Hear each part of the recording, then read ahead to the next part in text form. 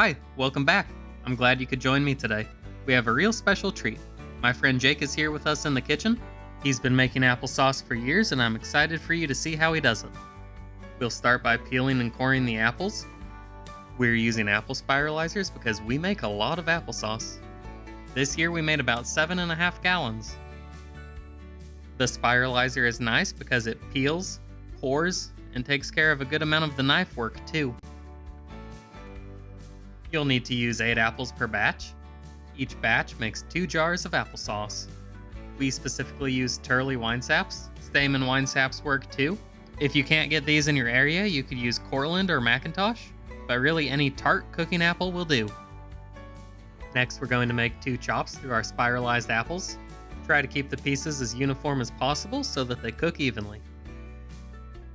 Then after that, we're going to add them to a large pot. We're using 2 large stock pots. Make sure to keep track of how many apples you're using. We use a non-toxic dry erase marker to put a tally on the outside of each pot. It's easy to lose track when you're making this much. And don't worry, it's okay to eat the scraps. I did. We're adding 1 cup of water per batch. This big pot is 3 batches, so we're gonna add 3 cups of water. If this doesn't seem like a lot of water, don't worry. The apples will release a lot of moisture as they cook down. As you can see, the water line is several inches higher than when we started. We're going to set the burner for the large pot to medium-high and stir it with a heavy wooden spoon. You're going to want to use a fairly strong spoon. I have definitely broken a few in the past and had to pick wood chunks out of the apples. It's important to make sure the surface of the apples is flat during the initial simmer so that it cooks evenly. We can't forget about our little friend over here. Next, we're going to cover the pot and let these come to a simmer. When my grandma and grandpa made this recipe, this is the stock pot they would use. It's a thick aluminum pot and you would have to stir it incredibly often as the aluminum transferred the heat very quickly and the apples would burn really fast. Grandpa got in trouble many times from burning the apples on grandma's nice pot. Make sure to check on your apples every 10 minutes or so and just give it a good stir. We're trying to make sure that it cooks evenly and doesn't burn on the bottom of the stock pot. The time it takes to cook really depends on how many batches you're making. If you're doing 1 batch, it'll be done pretty quick. But if you're making a lot like we are, it could take 30 to 45 minutes. You know it's done when the apples are soft and easily mashable. These need just a little bit more time. Now that the apples are done cooking, we're going to add the rest of the ingredients. For every batch of apples, you're going to add half a cup of sugar, a tablespoon of cinnamon, a teaspoon of lemon juice,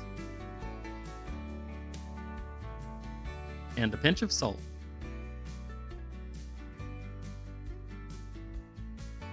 Stir all that in so that it doesn't go airborne. And then get out your hand mixer and get after it. We're both mixing in the ingredients and mashing the apples to the desired consistency.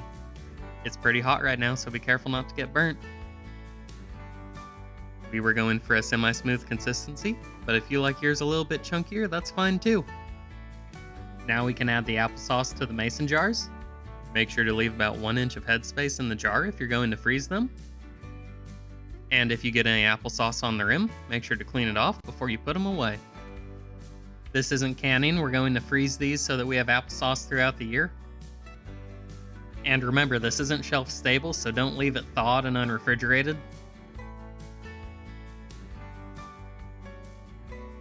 Now all that's left to do is add the lids and let them cool down to room temperature before moving to the fridge or the freezer. Thanks for joining us today. I hope this inspires you to make a little applesauce of your own. Until next time, take care and enjoy.